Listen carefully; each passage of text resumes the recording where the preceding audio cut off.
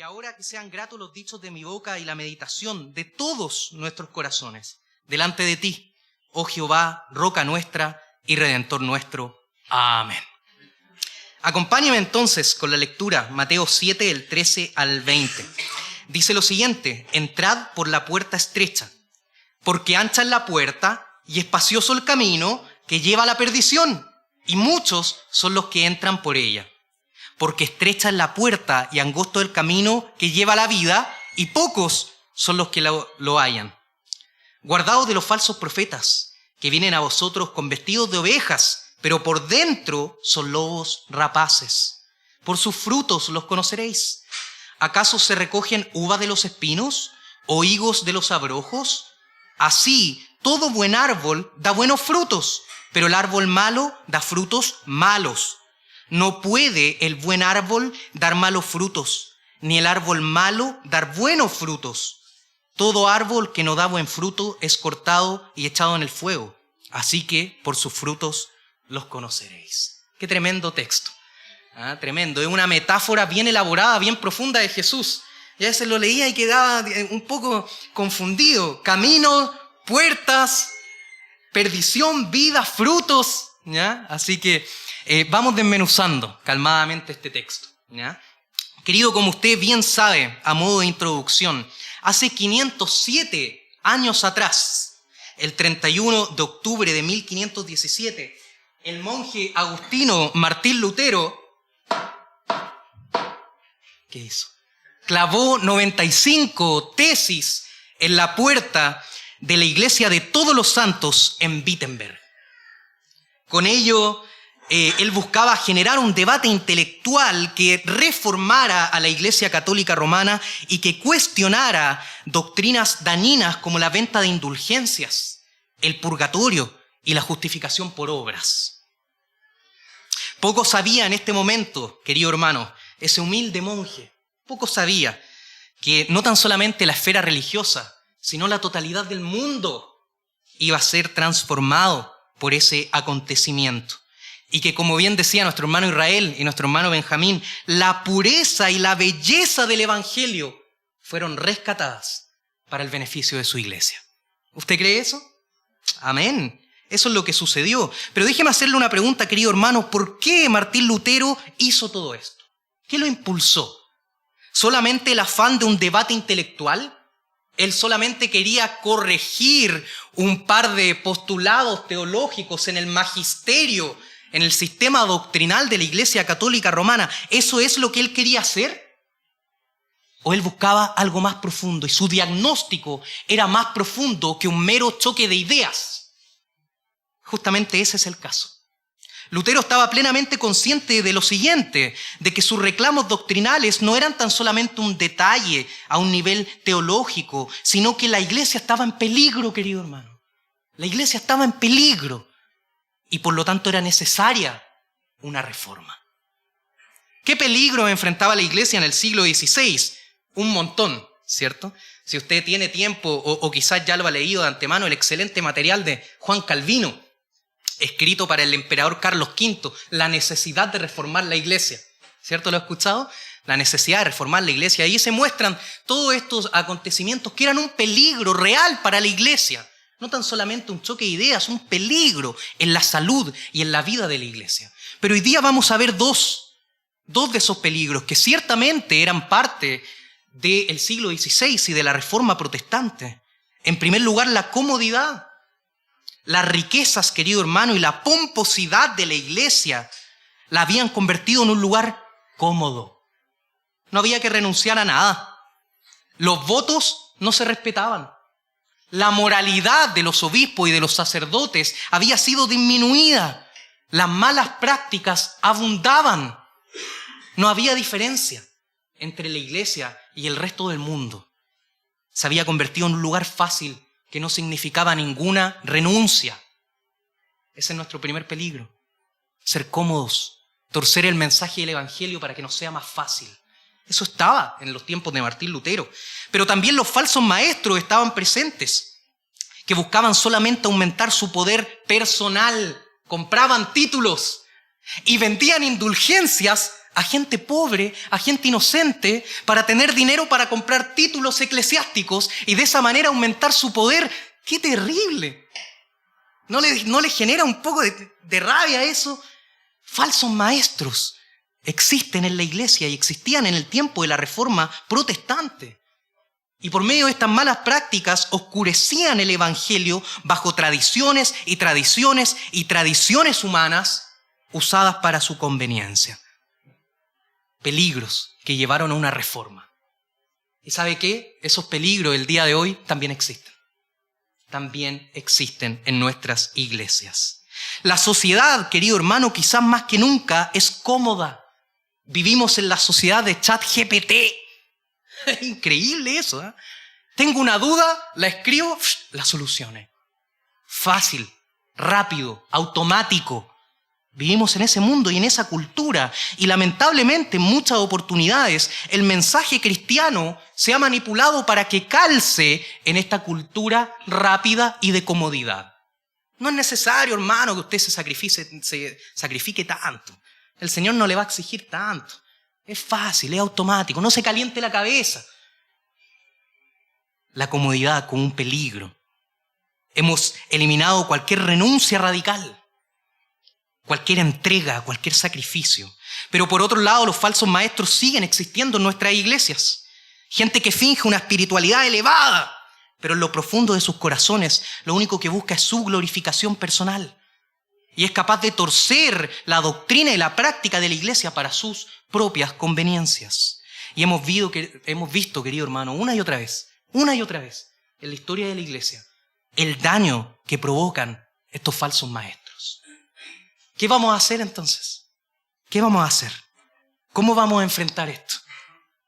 Para nuestro consuelo, queridos hermanos, estas respuestas, ¿cómo tratar? ¿Qué vamos a hacer? Fueron abordadas no tan solamente en el siglo XVI de Martín Lutero, sino también en el tiempo de Jesucristo.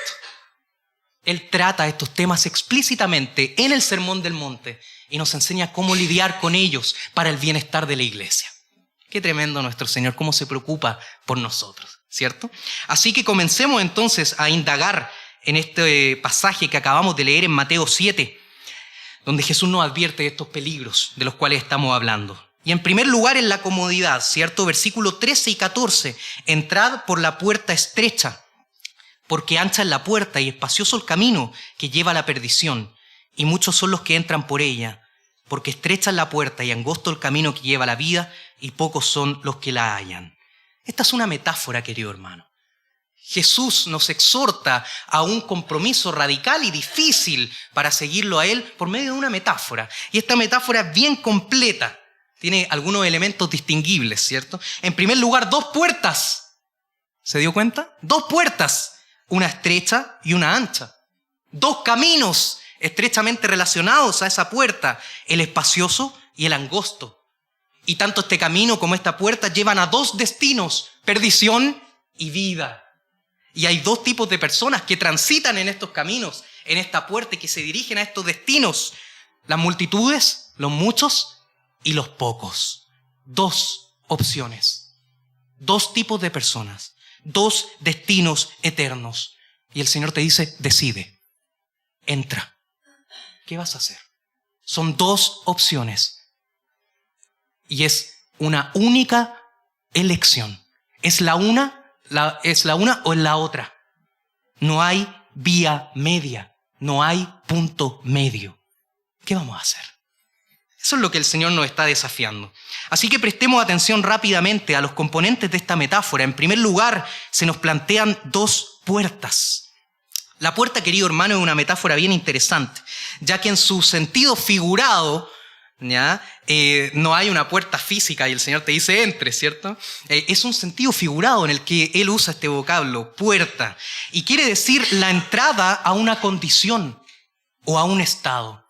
El Señor te dice, acá están 2 entradas que van a producir un cambio en tu vida, que te van a colocar en un nuevo estado.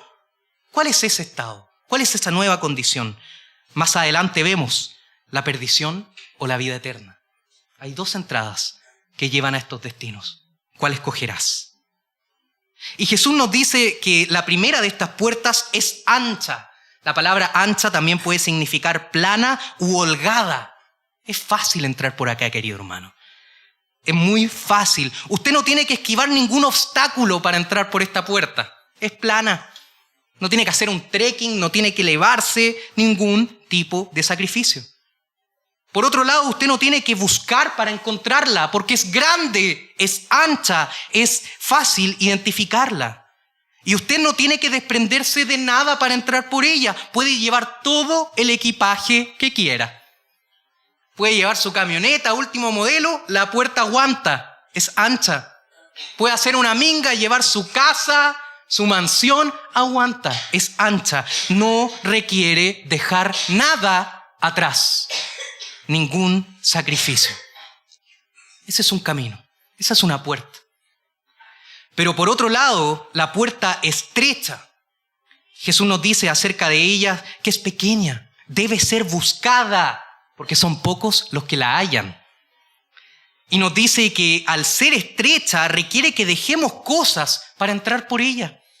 No podemos entrar con una maleta de mano y con una de equipaje. No podemos entrar, vamos a chocar. Tenemos que renunciar a algunas cosas para entrar por esta puerta. Debemos negarnos a nosotros mismos. Y es por eso que su acceso puede ser difícil. Tanto John Stott como otros teólogos famosos ven esta puerta estrecha y dicen, es un peaje. Se puede pasar uno a la vez, un torniquete. No puede saltarlo, no puede llevar nada con usted que le impida el acceso, es uno a la vez. Y se entra usted personalmente por medio de su relación con aquel que es la puerta, Jesucristo. Queridos, la entrada a la vida eterna, la puerta que lleva a la vida eterna, si bien es por gracia, si bien es por medio de la fe en Jesucristo, pero requiere negarnos a nosotros mismos. Es un camino estrecho, requiere dejar cargas, requiere dejar cualquier obstáculo o impedimento que nos permita transitar por ella. Cualquier cosa que nos impida tener una relación con Jesús. Pero en cambio, la entrada a la perdición, la puerta que lo lleva a usted a la perdición es fácil. La gente está ilusoriamente feliz, llena de comodidades en su estadía y sin renunciar a nada. Sin embargo, su destino eterno es la destrucción, nos dice Jesús. Esa es la primera metáfora. 2 entradas, 2 puertas. Una fácil, cómoda y otra difícil. ¿Por cuál entrarás? Pero hay 2 caminos, ¿cierto?, que están ligados a estas entradas, que también son una metáfora muy interesante. El camino en un sentido figurado puede significar progreso o avance. Es un viaje, el trayecto de una vida. Ese es un camino, ¿cierto? Nuestra serie anterior fue Caminando con Dios y justamente era esa metáfora la que queríamos traer a memoria. Un camino, un trayecto de tu vida, de tus decisiones. Hay 2 formas de vivir, querido hermano. 2 caminos en esta vida. El primero es el espacioso, nos dice Jesús. No requiere una dirección fija.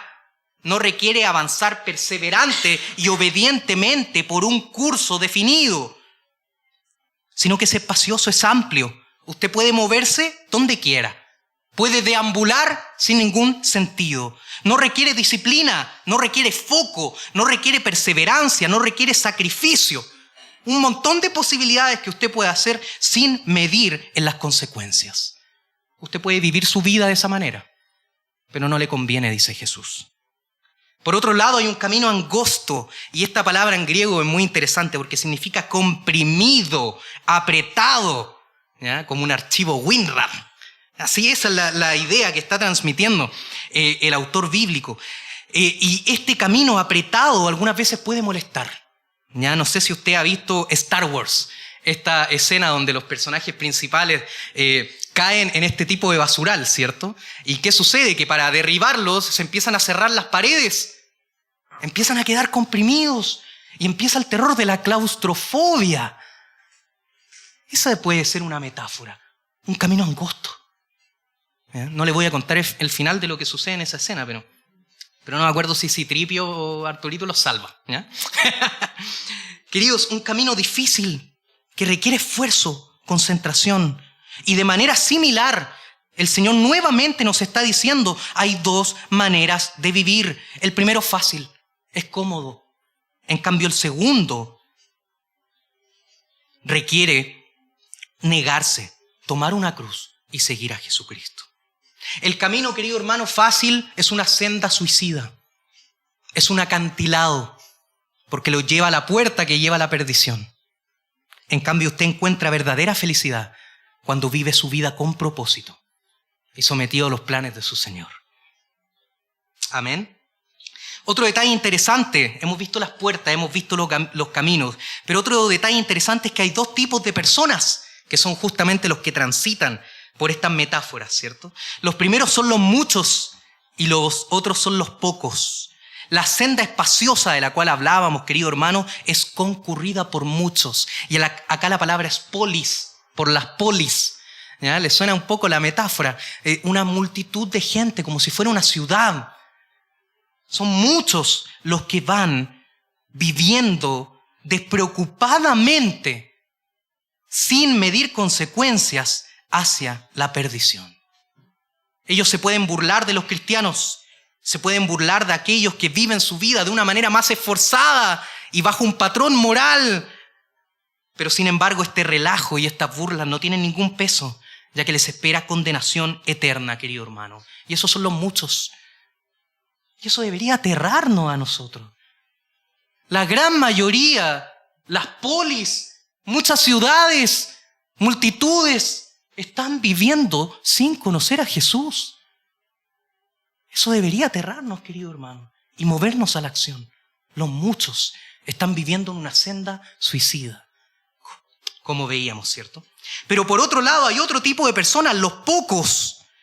El camino que lleva a la vida muchas veces parece un desierto, es poco concurrido, pero ese, querido hermano, ese pueblo muchas veces débil, es el remanente que Dios ha destinado para mostrarles la vida eterna.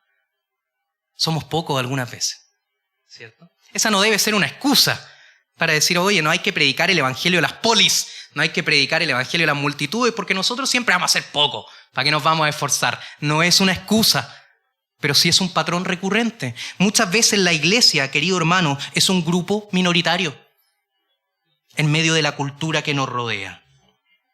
¿A qué grupo pertenece usted? ¿Qué tipo de persona es? ¿Cuál es el destino que le espera? Muchas veces somos tentados a seguir la presión y la costumbre de las multitudes, de la mayoría. Decimos, oye, si toda la gente piensa en algo, es porque esa debe ser la verdad, ¿cierto? Pero la verdad, querido hermano, es que la multitud puede estar desviada, y está desviada, nos dice el Señor Jesucristo. Es por eso que nuestra fidelidad y nuestras decisiones no tienen que estar influenciadas por lo que la mayoría opina, sino por lo que el Señor Jesucristo opina. Esa es la verdad para el creyente. Y por último, para ya exprimir totalmente esta metáfora, vemos que hay dos destinos, la perdición y la vida.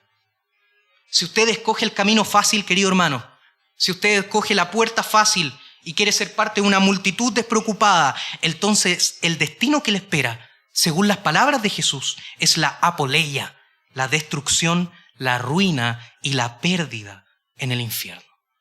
Eso es duro, ¿cierto? Ese es el vocabulario que el Señor está enseñando. Por otro lado, si usted entra por la puerta que es Jesús y usted quiere habitar en ese camino que lleva a la vida, entonces le espera, la palabra es Zoé, vida abundante, vida plena, querido hermano. Una existencia activa, vigorosa, bendecida, feliz en su devoción a Dios, tanto en la vida presente como en su consumación cuando estemos delante de la presencia del Señor. Dos destinos, vida plena o destrucción. Querido, si usted quiere verdaderamente escoger una vida plena, présteme atención. Si usted quiere vivir plenamente, tanto en la actualidad como en la vida venidera, no escoja lo fácil. No escoja lo fácil. Si usted quiere vivir una vida llena de propósito, de sentido, de deleite en el Señor, no transite con las multitudes. entre por Jesús, quien es la puerta, el camino, la verdad y la vida. Así que concluimos esta primera metáfora y este primer punto, ¿cierto? En el que Jesús nos demuestra los riesgos de la comodidad, de ir con la mayoría, de las tentaciones y el peligro que eso significa. Querido, seguir la corriente en este mundo, vivir sin una búsqueda de santidad, eso no es provechoso, le dice el Señor hoy a su vida. Este estilo de vida no lo llevará a ninguna parte. Y es por eso que en solo los caminos de Dios encontramos una existencia plena. Y sabe que este peligro, queridos hermanos, de la comodidad no es tan solamente una verdad individual para cada uno de nosotros, sino que es una verdad comunitaria. Como iglesia, queridos hermanos, podemos debilitar los mandamientos de Jesús, volverlos cómodos, para que calcen con la cultura imperante en este mundo. ¿Podemos hacer eso? Dejar de predicar de evangelismo, dejar de predicar de misiones, dejar de predicar de la santidad, porque no queremos ofender. Queremos hacerlo fácil, queremos hacerlo cómodo. Esa no es la voluntad de nuestro Señor. Esa no es la voluntad de Dios. Así que esa es la metáfora que el Señor nos plantea en primer lugar para advertirnos en contra de este peligro, la facilidad y la comodidad. Pero ya en nuestro segundo punto y último, veamos otro peligro que la iglesia enfrenta, que enfrentó en los tiempos de Jesús, en la Reforma Protestante y ciertamente en la actualidad, los falsos profetas. Los falsos profetas. Versículo 15 en adelante. Repasémoslo juntos. Guardaos de los falsos profetas que vienen a vosotros con vestidos de ovejas, pero por dentro son lobos rapaces. Por su fruto los conoceréis. ¿Acaso se recogen uvas de los espinos o higos de los abrojos? Así todo buen árbol da buenos frutos, pero el árbol malo da frutos malos. No puede el buen árbol dar malos frutos, ni el árbol malo dar buenos frutos. Todo árbol que no da buen fruto es cortado y echado en el fuego. Así que, nuevamente nos dice Jesús, por sus frutos los conoceréis. Y este texto comienza con un supuesto implícito, hace notar John Stott de manera muy interesante. Hay algo que se asume como cierto cuando Jesús comienza a enseñar acerca de esto. Y es lo siguiente, los falsos maestros son reales, querido hermano. Existen, ¿ya? No son parte del folclore evangélico. No son criaturas mitológicas que a veces los predicadores usan, ¿cierto? Son una realidad. Son una realidad. A tal punto que Jesús tiene que tratar este tema explícitamente y de manera directa y clara. Es por ello que el versículo 15 comienza con un imperativo, ¿cierto? Guardaos, iglesia, guárdese de los falsos profetas. Y esta palabra significa literalmente poner en la mente este asunto, estar atento acerca de esta realidad, estar consciente de que hay falsos maestros. No es un asunto que debamos tomar a la ligera, ya que su daño a la iglesia es profundo y es real. ¿Y cuáles son las características de estos falsos profetas o pseudoprofetas, como el griego lo llama, que me parece muy interesante? Pseudoprofetas, ¿ya? Tiene dos características, nos dice este texto. Son engañosos y peligrosos. Engañosos y peligrosos. En primer lugar, engañan, ya que en su exterior, en sus ropas, sus túnicas externas, son inocentes, son santos, están llenos de piedad, son expertos del disfraz y se disfrazan ¿de qué? De ovejas. Y la palabra ovejas es muy interesante porque puede hacer referencia a un montón de animales, no tan solamente a las ovejas, ¿ya? Todos estos animales tienen algunas características en común. Son cuadrúpedos, tienen 4 patas, ¿cierto? Comen pastos y caminan hacia adelante. Entonces podemos meter un montón de animales dentro de esta categoría, ¿cierto? Las cabras, los corderos, pero especialmente se ha usado para hacer referencia a las ovejas. ¿Por qué esto es interesante? Porque todos estos animales tienen algo en común, son asociados con la dependencia, ¿cierto? Necesitan ser cuidados, necesitan ser guiados, necesitan ser alimentados, son dependientes de un pastor porque son ingenuos e inocentes. Esa es la imagen que un pseudo profeta quiere entregar. una apariencia de humildad, de ingenuidad. Sin embargo, Jesús nos dice en su interior, esa no es la realidad.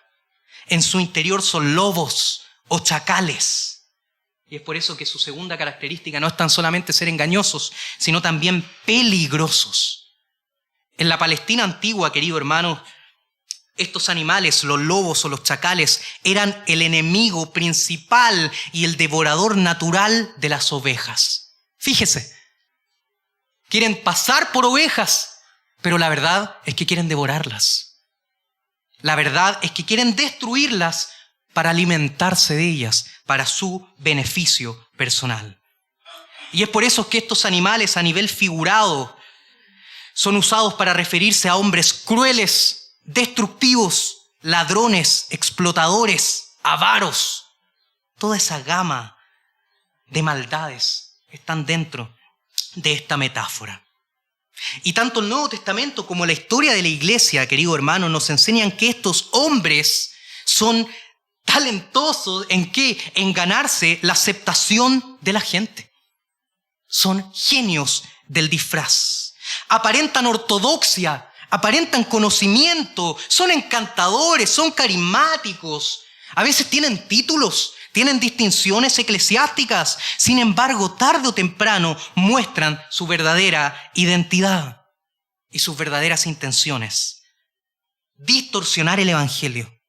Hacer difícil encontrar la puerta estrecha que nos lleva a salvación. ¿Para qué? Para su beneficio personal. Y es por eso que no tan solamente son lobos, sino que son rapaces o voraces. Un peligro para la iglesia, querido hermano. Un peligro ha existido siempre y son estos pseudo profetas. Y es por eso, querido hermano, que sumado a esta metáfora está también la imagen de los pastores. Los pastores son fundamentales en la salud de una iglesia, porque ellos, siguiendo el ejemplo de Jesús, quien es el buen pastor, diligentemente identifican a los lobos y dan su vida para proteger al rebaño que les es encomendado. Los pastores deben esforzarse por identificar estas figuras en medio de la iglesia y actuar conforme a ello. Querido hermano, la necesidad de líderes, la necesidad de pastores no es opcional si queremos ser una iglesia sana.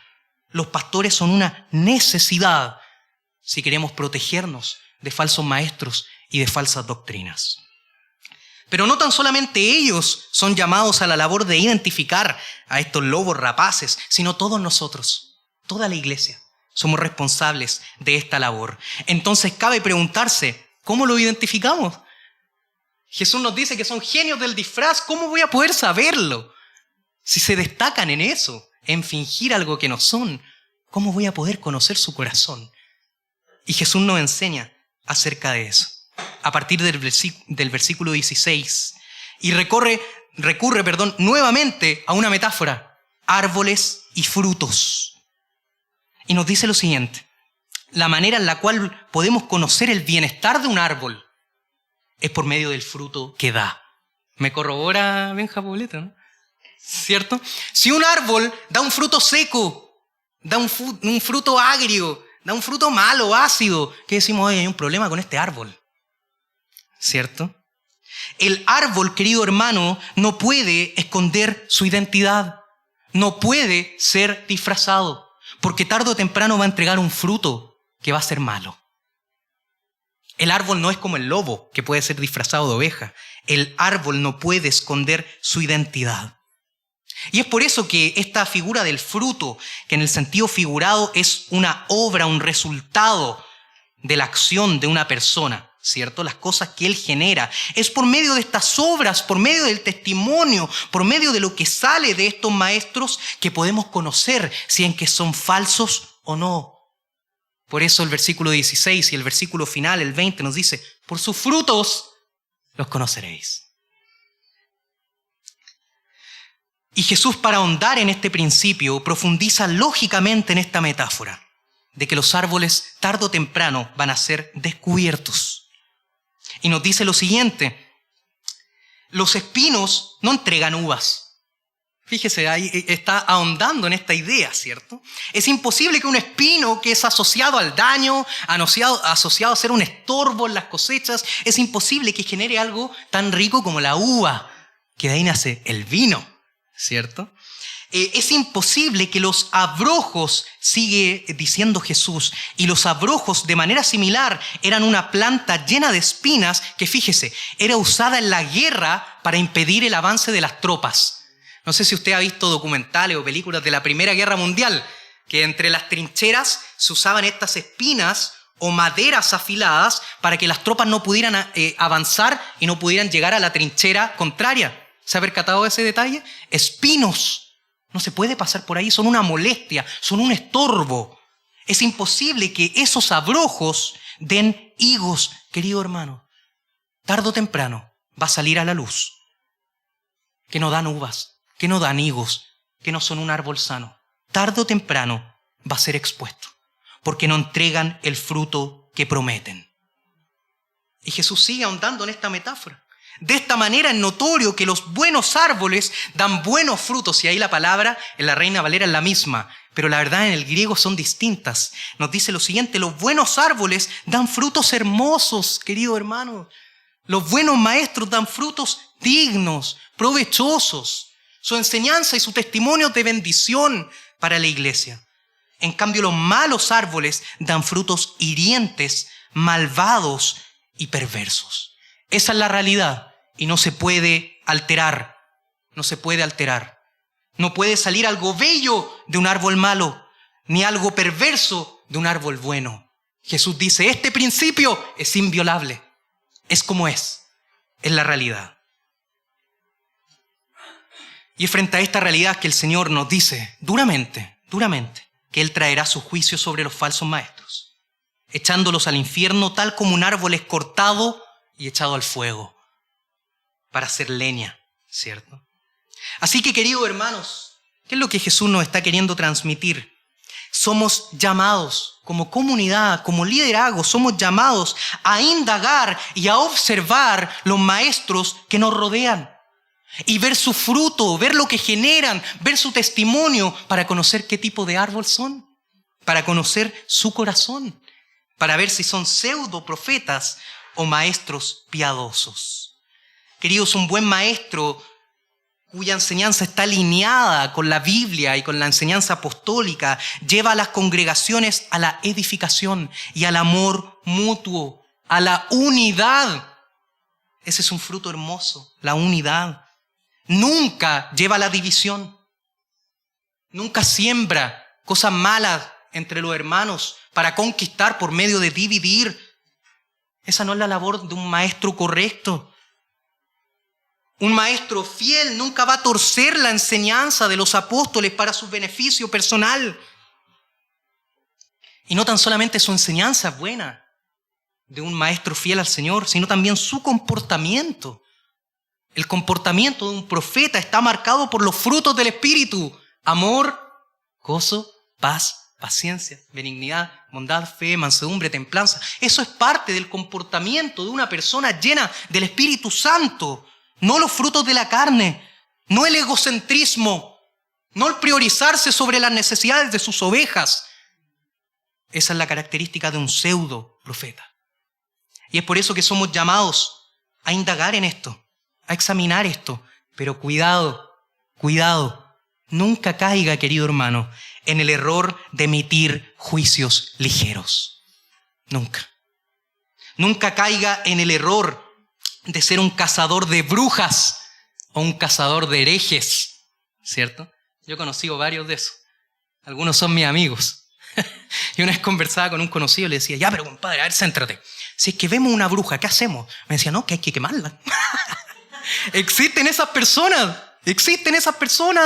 Son duros en sus juicios, quieren traer fuego, quieren traer hoguera, quieren traer la Inquisición. No sea así, querido hermano. No sea así. ¿Sabe por qué? Porque hay líderes que tienen malas prácticas, pero cuando se conversa con él en privado o cuando hay un proceso de disciplina eclesiástica, pueden arrepentirse verdaderamente. Porque hay cosas que se hacen desde la ignorancia, no desde una mala intención sustancial de lo que son. Así que tengamos cuidado en nuestros juicios. Pero al mismo tiempo, si es que hay un falso maestro que no se arrepiente de su comportamiento, debemos actuar con firmeza, nos dice el Señor Jesucristo. Así que, queridos, hemos visto, en segundo lugar, este peligro en la vida histórica de la iglesia, los falsos maestros. Pero nuestro Señor, que no nos abandona, nos dota de su enseñanza y del discernimiento del Espíritu Santo y de líderes fieles para identificarlos y proteger a la iglesia de ellos. Amén. Así que para concluir, mis hermanos, hemos comenzado este sermón haciendo alusión a la Reforma Protestante, ¿cierto? Y viendo cómo en esos tiempos de Lutero existían estos peligros, la comodidad, el camino fácil y los falsos maestros. ¿Qué es lo que hacen los reformadores? Toman acción en base al Espíritu Santo y a las Escrituras para corregir esto que estaba sistemáticamente errado en la vida de la iglesia. De esta misma manera, mis queridos hermanos, hoy, siguiendo el legado de nuestra tradición que mantenemos cerca de nuestro corazón, Ecclesia Reformata Semper Reformanda, secundum verbum Dei. La iglesia reformada, mis queridos hermanos, siempre está en reforma. ¿De acuerdo a nuestras preferencias personales? No, de acuerdo a la palabra del Señor. Así que si hoy el Señor nos muestra que hay aspectos en nuestra vida que debemos mejorar para santificarnos por medio de un llamado bíblico, entonces reformemos aquellos errores y pecados en medio nuestro, querido hermano, para glorificar a Dios por medio de la santidad de su iglesia. Así que, queridos, déjenme preguntarle para terminar, ¿hemos sido seducidos por el peligro de la comodidad? Individualmente y como iglesia, ¿somos pasivos? ¿Somos cómodos? ¿Nos gusta lo fácil, lo que no requiera ningún sacrificio, ninguna entrega? Si es así, querido hermano, arrepintámonos. Y el Señor hoy nos da una segunda oportunidad y nos dice, escojan el camino y la puerta angosta, porque eso verdaderamente los lleva a la vida plena. Reformémonos, si ese es el caso. Y en segundo lugar, déjeme preguntar, ¿somos tentados por el encanto, por los doctorados, por las credenciales, por las apariencias externas? Si ese es nuestro caso, tengamos cuidado, porque los falsos maestros son expertos en todas estas cosas. Tengamos cuidado, prestemos atención y reformémonos. Y dejemos que sea la Escritura lo que nos diga lo que verdaderamente es un líder fiel. Amén. Así que, para terminar, queridos hermanos, si queremos ser una iglesia saludable y cristianos saludables, ¿sabe qué necesitamos? A Jesucristo. Necesitamos a Jesucristo. Él es la puerta. Él es la puerta. Y es cuando entramos por medio de Él, por medio de la fe, lo que Él hizo por nosotros, que tenemos vida eterna. Él es el camino, además, en el que debemos transitar. Él es el camino angosto. La vida cristiana se trata de estar unidos a Él. Por medio de recibir de Él en la oración, en la palabra, en los sacramentos. Él es el camino, querido hermano. Y al mismo tiempo, Él es el buen pastor que da la vida por sus ovejas. Queridos, si queremos ser una iglesia sana, independiente de si hemos pecado gravemente, corra a Jesús. Corramos a Jesús, porque es con los ojos puestos en Él que el camino angosto se vuelve un yugo fácil y una carga ligera, porque su gracia nos rodea y nos permite vivir desde ya la vida eterna. Y es con los ojos puestos en Él que podemos confiar en que la iglesia está protegida, porque Él, como el buen pastor, no va a permitir que ninguna de sus ovejas sean dañadas por lobos rapaces. De tal manera que podemos cantar con Lutero, influenciado en el Salmo 46, castillo fuerte en nuestro Dios, defensa y buen escudo. Tenemos un pastor que nos protege. Y Él es la puerta, el camino, la verdad y la vida. Oremos para terminar. Bendito y amado Padre, gracias por tu palabra. Gracias porque tú estás interesado en nuestra vida de iglesia.